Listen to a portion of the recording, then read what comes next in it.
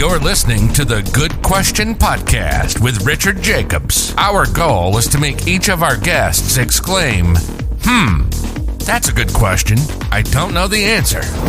Because when that happens, it means you, the listener, may be inspired to learn more beyond the interview and to ask great questions yourself that lead to new insights. In this podcast, we cover historical and current anthropology, comparative religion, and history. Welcome, and let's get started. Hello, this is Richard Jacobs with the Good Question Podcast. I've got a great guest today, Robert Ginsberg. He's a vice president and the founder of the Forever Family Foundation. He's the author of The Medium Explosion. We're going to talk about a very unusual topic today, evidence for an afterlife. There was a Netflix docuseries called Surviving Death that I watched. He's the one that was instrumental in putting it together. So I want to ask him about that. I think it'll be a great call. So, Robert, thanks for coming. Thanks, Richard. It's my pleasure to be with you today. Yeah, it's a very unusual topic.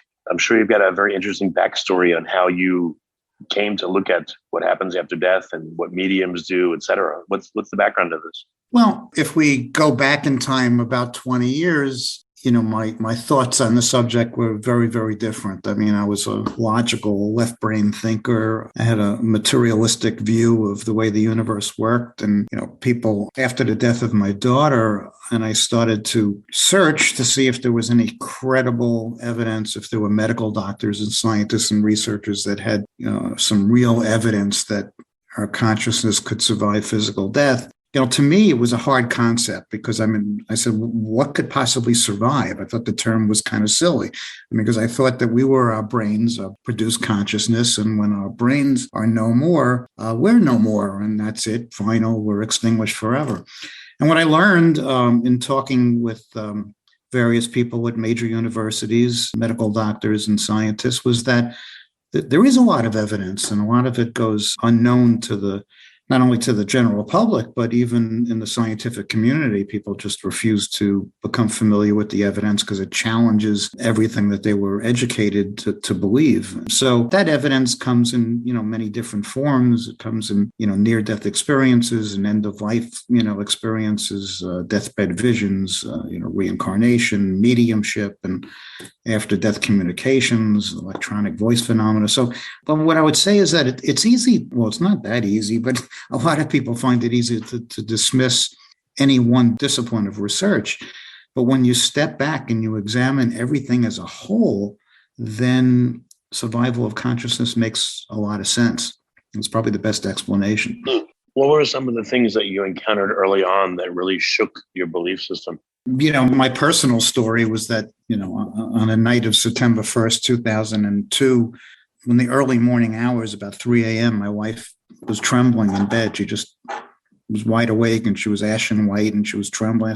So what's the matter? And she said, something horrible is going to happen today. And I said, well, what does that mean? She said, something devastating is going to happen today. I can't tell you exactly what. And, to make a long story short, I let my guard down at night after watching over my 3 kids throughout the day. And my son and my daughter were in a car accident. My daughter didn't survive, and my son had very serious injuries. And after my son, it was clear that he was going to recover, and I started to emerge from this state of shock. I said, wait a second. I said, how did my wife know? How did Fran know? Because I saw her. There was no question that she knew something was going to happen. That's when I started my search to find out how she knew.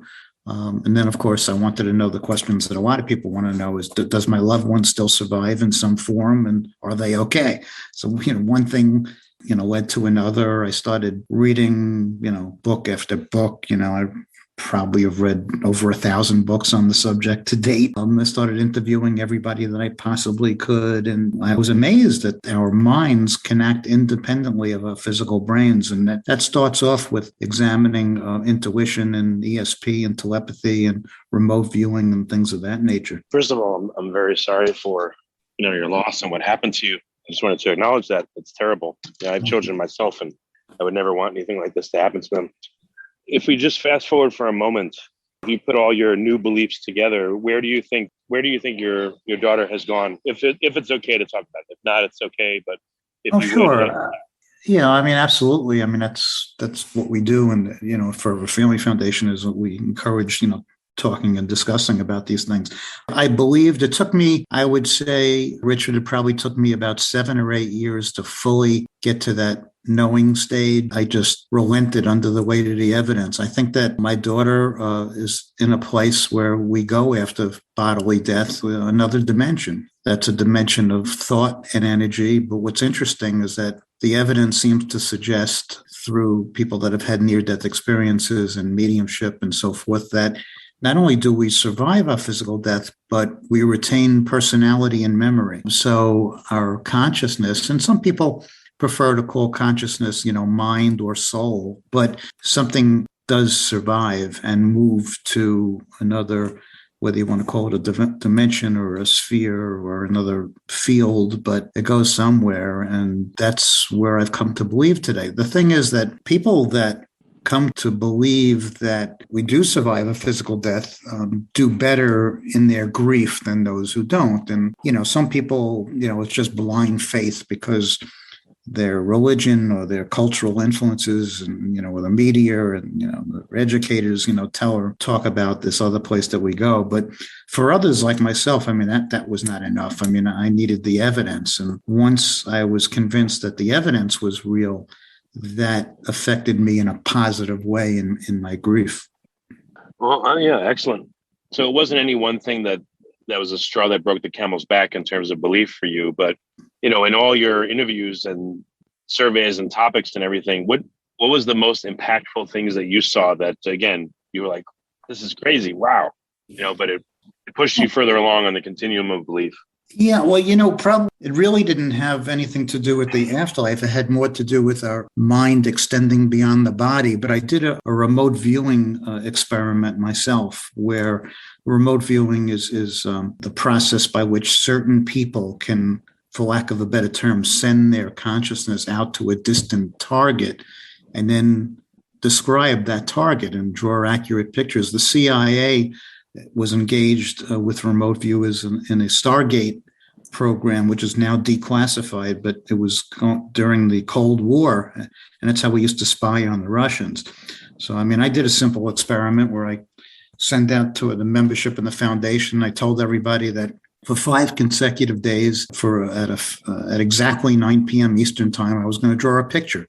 And I told people I was going to draw a different picture each night, and people should just try to tune in and try to write down what they think I'm drawing. And at the end of the 5 nights to physically mail them into me so we can examine them and compare it to my drawings. And, a lot of the responses started coming in, and frankly, they were disappointing. I mean, maybe I could stretch a couple of things, but I wasn't convinced that anybody really could do it. And then one envelope came in from a woman in Bend, Oregon. It was the last envelope that came in. And she nailed 2 of the drawings that were identical to what I drew, to the point where one day I even said, I'm not going to draw a picture. I'm going to draw a geometric shape, which was a dot with concentric circles around it.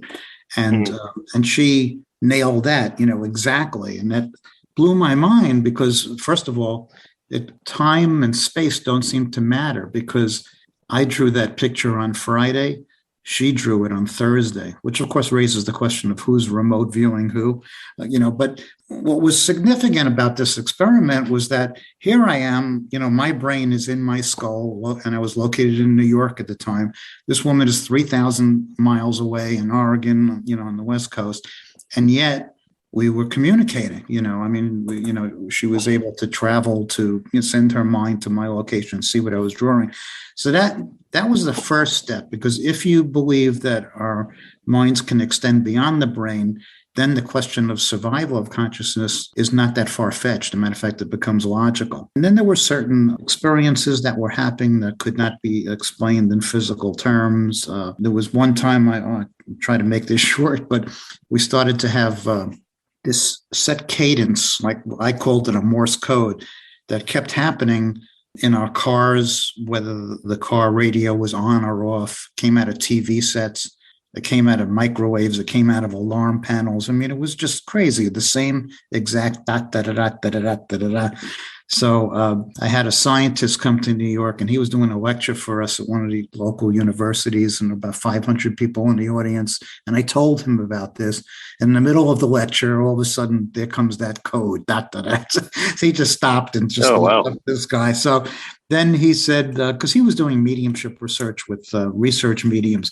So he said to my wife, I said to my wife, I want you to ask Bailey, that was our deceased daughter, if this is in fact her that's sending this Morse code. And what I want you to do, I'm working with this medium in my laboratory, and her name was Janet Mayer. Of course, I didn't know who she was, and my wife didn't know who she was. So my wife lit a candle and said to my daughter, Bailey, I need you to do something for me. I need you to go to this medium. All I know is her name is Janet. It's all I know. And let her know if you're sending this code. And the next morning I go into my office and I get an email from the scientist, which is in the forward of the email that he just got from Janet. And it said, I have no idea what this is. I've never experienced anything like this before, but somebody is sending me Morse code. That to me was incredible. I don't know whether you could say that that's proof of an afterlife, but whatever it was astounding because it's something that I didn't read about. I just experienced it firsthand. And if you could rule out the possibility that of fraud, that somehow the scientist was in cahoots with the medium. And I've later learned the medium is extraordinarily ethical, would never do anything like that. That led me to just investigate more and more and more. And it gave me a lot of hope and comfort that this is possible. When you've shown some of these stories or evidence to people that are of a certain faith, and based on all the totality of the evidence you've seen, does afterlife experiences follow a Christian narrative or a Buddhist narrative or a Muslim narrative, or does it not seem to follow any of them? Well, religion complicates this a lot because a lot of religions say that 1,000 years ago, the people communicated, within the religion with their ancestors on a regular basis, but rules came about and dogma, and it was okay for them to do it, but you should not do it because it's forbidden. And, we noticed that even after we started the foundation, we would get calls in the office and people would be whispering, and you'd try to ask them to speak up a little bit, and they wouldn't because they lived in the Bible Belt, and, God forbid that somebody would overhear them talk about these things, and it's not only that, the scientists on our board, many of them have been chastised and kind of persecuted by their colleagues, and they paid the price. They don't get their work published in peer-reviewed journals. I mean, they don't get invited to conferences and so forth. They don't get, grants. So it's still a stigma attached to it because it doesn't conform with, materialist reductionist thinking. But it's actually, I see it opening up a bit now. There's more and more acceptance. And, what we try to tell people to do is, obviously we don't try to convince anybody. We tell them about the established research. We tell them about personal experiences that people have. And we encourage them to discuss these things. If they have something that happened to them, which we might call an after-death communication, don't feel bad about talking to your family or your friends and so forth, and let them form their own opinion. Yeah, no, that makes a lot of sense. Have you looked into unusual premonitions? Like you said, your wife had this super strong premonition that was obviously before the bad event happened. Yeah. But have you looked at that side of the coin much, or has the focus been really only after death mostly?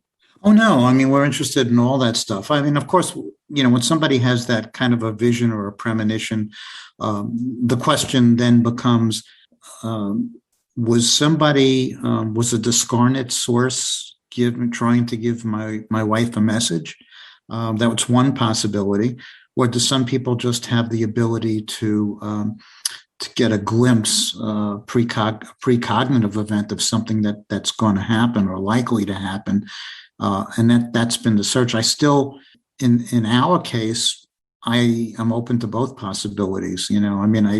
I tend to think that somebody was trying to send us a message or her a message, but people report these precognitive things to us all the time. I mean, you read about it. I mean, events happen like in 9/11, and you start reading all the backstories of people for unknown reasons didn't go to work that day or decided to take a break, or then with air travel and so forth before crashes, especially in a lot of disasters, you don't hear it as much when good things happen, but when bad things happen, people seem to get, they'll call it a gut feeling, but there are these fields of information, and some people are better than others in picking up pulling out data from this information. Yeah, if it's okay, I just want to share with you one experience my wife had. That's right. Sure. So we had moved, and my son at the time was very little. He was, I think, 2 or 3, and we were at a roadside cafe, and he was walking around, and my wife said she heard a voice in her head that said, "Pick him up," and she didn't listen. And then the voice came and demanded, "Pick him up now," and she did. And a car came whizzing past like seconds later, and it might have hit him, it looked like, or she thinks it would have hit him. And she says that the voice wasn't male or female.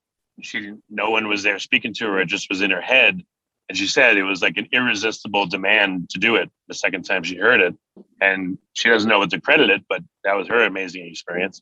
Yeah, and it is amazing. And it's also more common than you think.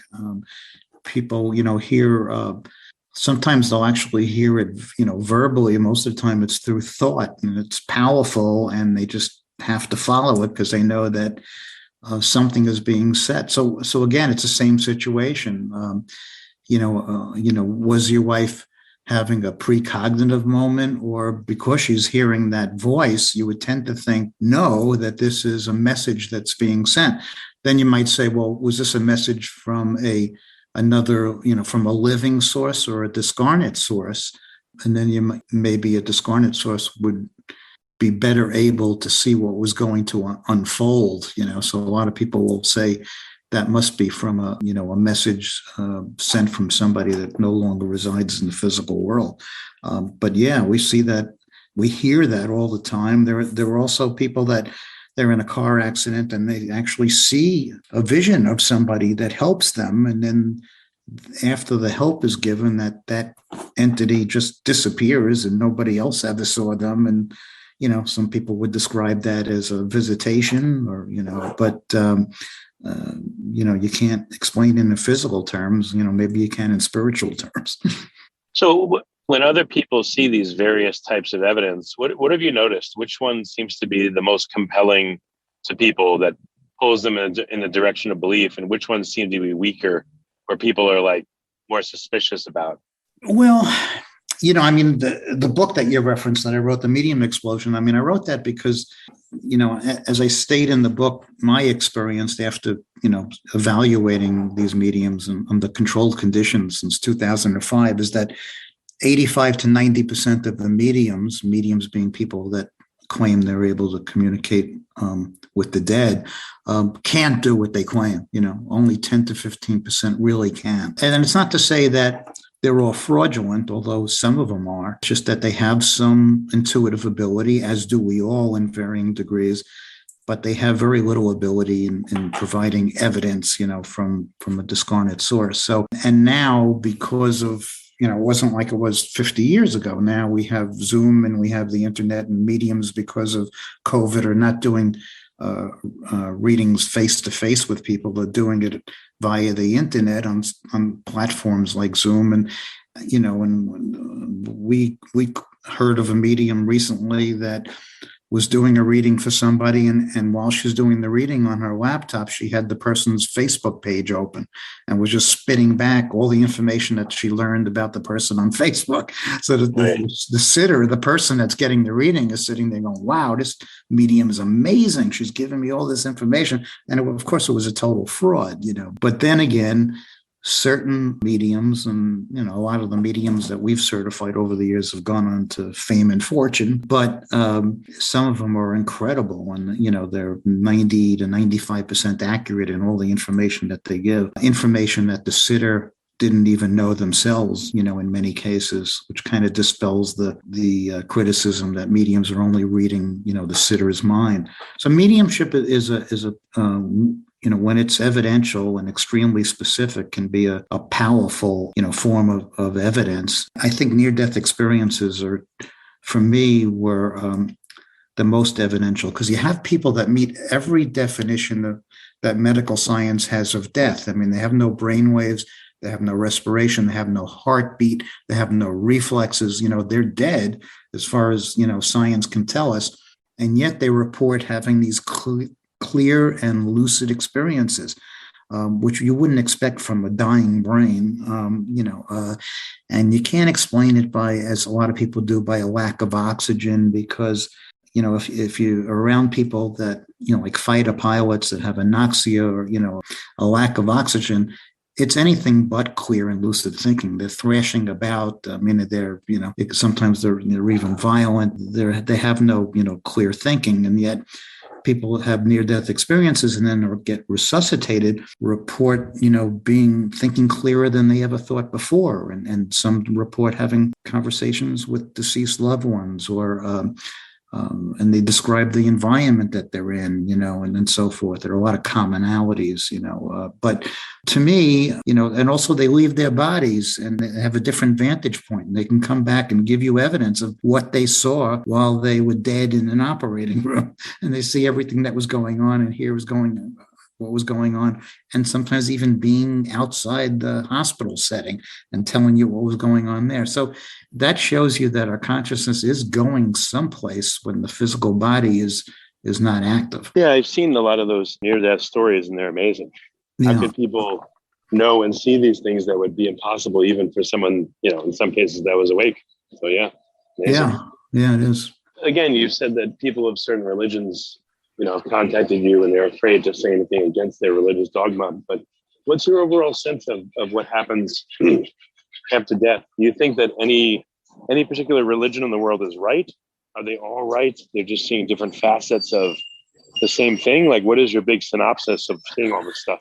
Yeah, well, again, from near-death experiences, a lot of them talk about having a life review. And in that life review, like a movie reel, it gets played everything that they've ever done, and they get to experience the hurt that they imposed upon others. And it evidently is not a very pleasant feeling, because you're feeling the harm that you caused. On the other end of it, you also feel the joy and elation and the compassion and the love that you bestowed upon others. So the theory is that when we go to this other side, so to speak, there's no judge or jury or panel that says you go here or you go there. Everything is self-judged. It's all self-judgment. And so people of like mind probably wind up in a dimension of like-minded people. But they don't stay there. In other words, they may stay there longer than other people, but there's a continuum of growth, as they move on. So I think that's where, religion might say, okay, no, there's a deity that says you go here or you go there, or you're doomed here for an eternity. The evidence doesn't seem to point in that direction.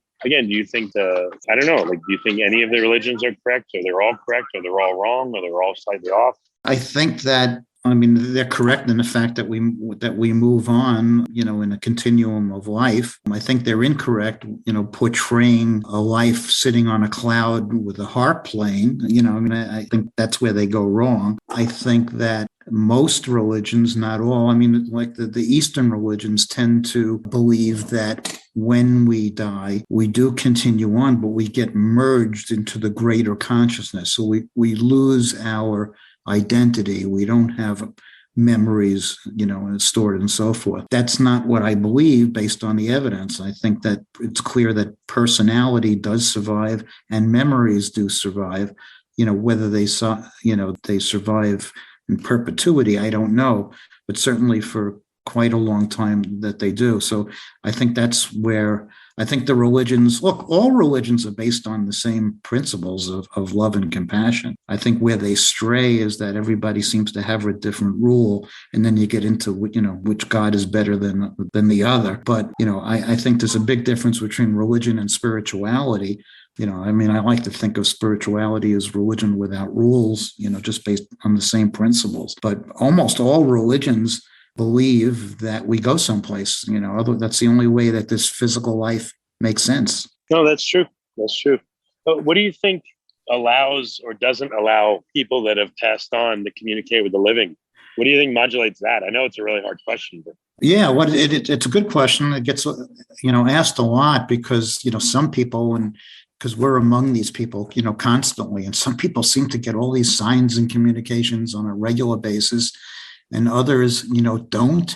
Some people's in the spirit realm, so to speak, seem to be better communicators than others. Some people are so, caught up in their grief that they wouldn't recognize a sign, if they saw one. It's the same thing, with medium. Some people go to a medium and a tremendous reading that's full of evidence, and they recommend that medium to their friend, and their friend goes and their friend gets nothing.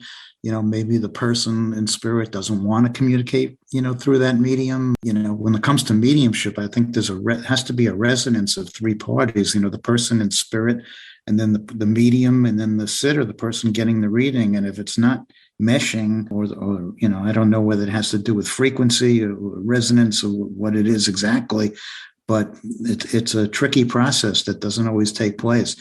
But it is perplexing how some people are more inclined to get these communications than others. I haven't been able to figure it out after all these years. The communications themselves, though, they siloed into specific types of communications, or are they infinitely varied seeming? Is there any predominant types? Well, for instance, I'd say the most common form of communication is a dream visitation. We're in that REM stage of sleep, and our chatter mind is set aside, and people in another dimension see a conduit to impress their thoughts and get through. And people describe these dream visitations as being nothing like so-called regular dreams. In these dreams, they can talk with their deceased loved one, they can hug them, sometimes they could kiss them, they could smell them, and, they wake up and unlike a regular dream, they remember these dreams in great detail, and they don't forget them. And they could be, extremely, powerful. So, there are all sorts of synchronicities, that happen. There are people are thinking of their loved one, and they look up and they see the car in front of them has a license plate that, with their loved one's name on it, and, or they're thinking of them in a particular piece of music that normally doesn't get played, comes on the radio. Visit, animals, that come by, or things that are out of the ordinary. So I think the way to recognize a communication, I counsel people that not everything is a sign. I'm one of those people that doesn't believe that, it's often said that there are no coincidences. I think surely there are. Not everything is, is predetermined. But if you can, the true experiences, the true communications come with this indescribable sense of knowing, like when it happens, you just know that's your loved one, And, sometimes I'll be at these retreats that we run, and people say, well, my loved one sends me, pennies, and that's how I know it's them. Well, I try not to burst their bubble, but let's face it, pennies are devalued currency. I don't even pick one up if I drop one. Yeah, you're going to find pennies, so that may not be a sign from your loved one, but some signs are truly profound, and, and it's hard to say otherwise. So it's something that, these after-death communications have been occurring, since the dawn of man, and people find them very comforting. Yeah, no, that's true. What is the future of your work, and what is is it just more widespread acceptance of these phenomena? Is there a particular study that needs to be done, that needs to be allowed and unleashed and published? Like what needs to happen to really help people and give them an understanding as best we can? We have to change worldview about death. I firmly believed for many, many years that, science is the key, that, science is going to prove an afterlife. I'm not so sure now.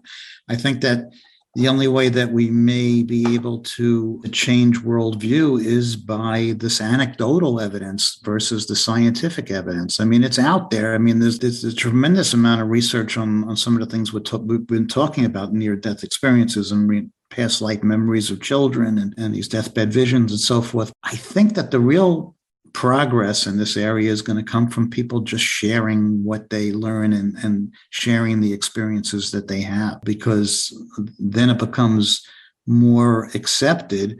And then when things become more accepted and it's okay to talk about these things, maybe some of this funding in the scientific community will manifest itself and we will, prove it through science. But right now, nobody can really tell you what consciousness is. After all these, everybody's got a theory, but nobody's been able to truly define what it is. Yeah, no, that's true. Are there any areas that you think are the least explored that are really the most, like which areas make you burn with curiosity? Which ones do you really want to know more about that just, I don't know, they just appeal to you for some reason? Well, there are very few of these disciplines of research that have tangible evidence that we can perceive with our physical senses. Electronic voice phenomena is really intriguing to me because we don't know how it's done, but it appears that certain people in the afterlife realm can imprint their voices on a recording device. And you don't hear it live while it's happening, but when you play it back, you can hear it. Now, that doesn't happen all the time. Some people experiment with it for a year or two without getting anything, and then all of a sudden they start getting some. I could tell you that there's a medium that's associated with our foundation, and she was friendly with my wife, and unrelated to mediumship, her hobby is doing electronic voice phenomena. So after my wife passed in 2020, she told me that she was going to ask my wife 7 questions once a week and then turn on her recorder. And then she would send me the audio files. In one session, she asked my wife, "What's the name of the organization that you founded?" And then you hear on the tape, faintly but clearly, Forever Family Foundation. In another recording, Janet knew that it was my birthday. And then she said to my wife, Fran, "Do you have any message for Bob?"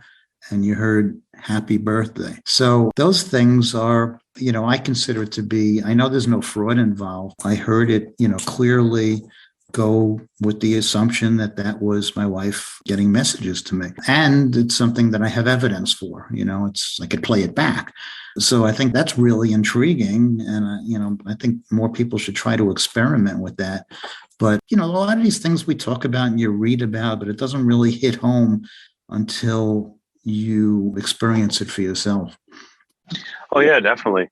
Have you had experiences where someone will tell a loved one they haven't passed yet, when you go, signal me in this way? And has it happened after the person passed, or do those wishes usually fall flat?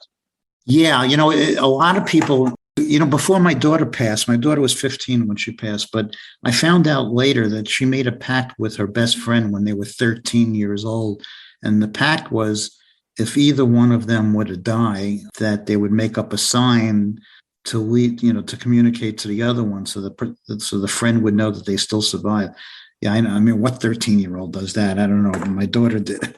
And that's kind of an interesting story because I didn't know this until way after, but after my daughter's funeral, her best friend came over the house and had a talk with my wife, and she told her about this pact that she had made with my daughter. And she says my daughter's sign for her was that she was going to take a blue magic marker and leave it in an unusual place. And she related that when she came home from the funeral, she walked into her bedroom and neatly, placed on her computer keyboard was a blue magic marker.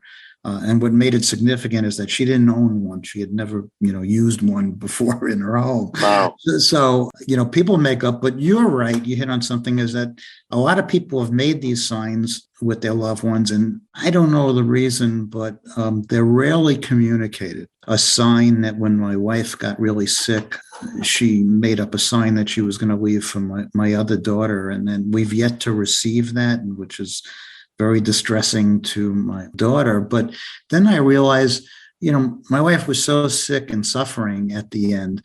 What makes us think that if she made a pact under those conditions, that she would remember it, when she passed over, because she was already compromised in the physical when she made the sign. And I think that may have applied to a lot of people. So. Yeah, just last question or two. I know you have to go very soon. How do you see people think about death after they've had, one or multiple of these experiences that have changed their perception? Once they kind of believe in some of this stuff, does it ease their fear of death? Does it change it? What happens? Yeah, absolutely.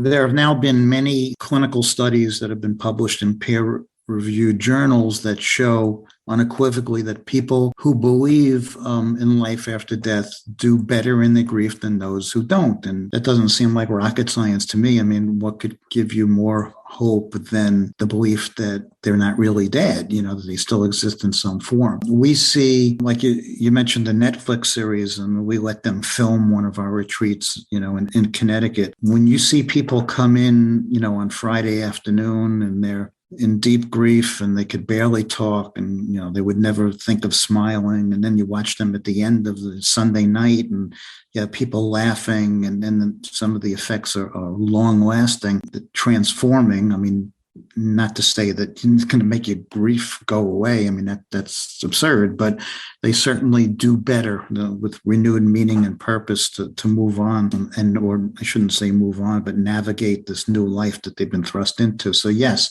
there's a direct correlation between these things, mediumship and all these other after-death communications, to doing better in your grief. And now we're contacted by quite a lot of mental health professionals integrate these afterlife concepts into their treatment protocols, including, mediumship. Well, very good.